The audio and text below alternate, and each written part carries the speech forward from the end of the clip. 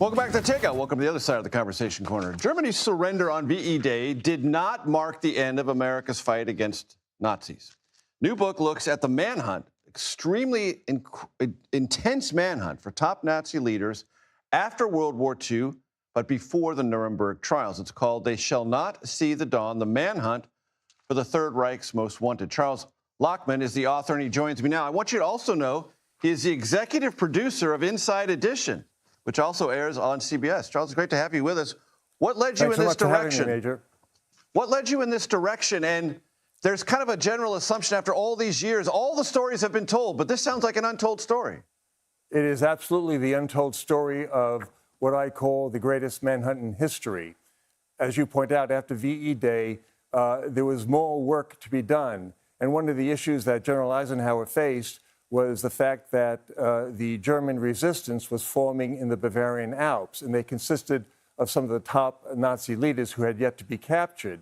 They were called the werewolves, and the concern was that they were organizing into a guerrilla army that was aimed at fighting the occupying forces of the U.S., British, and the Soviet governments. So there was a real serious concern about how effective these werewolves were going to be. And so it was not just a matter of bringing these wanted Nazis to justice, but it was a practical issue of cutting off this fighting force before they could really form into an effective guerrilla army. And this is a counterintelligence strategy, which is a very different kind of spycraft, not fully developed in the United States. It had to be developed on the fly and penetrate all sorts of Nazi efforts to deny who they actually were, if I understand this correctly. Right. The manhunt was led by a little-known and long-forgotten unit of the U.S. Army called the Counterintelligence Corps.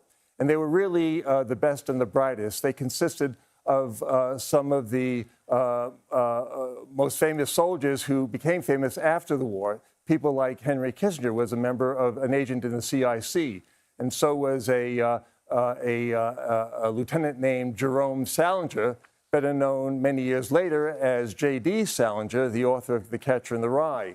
And they were picked for both their brain power and their knowledge of the German language and culture, so they could really focus their search on this intense, incredibly important manhunt for the most wanted Nazis who are still at large.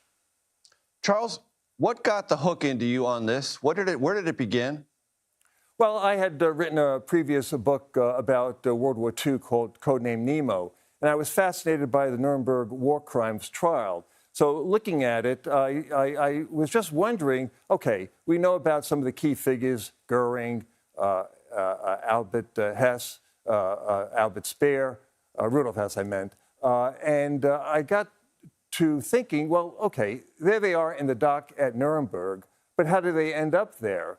Most people believe that, well, they kind of meekly surrendered and turned themselves in. That's not what happened. They were tracked down in this manhunt that was organized by the CIC, Counterintelligence Corps, and they were living under phony names and phony identification papers. They were hiding out in chalets, in all sorts of locations, in a shoemaker's house, in a rooming board. They were rooming houses. And so it became a matter of using the CIC's intelligence and breathtaking knowledge of Germany to locate these monsters.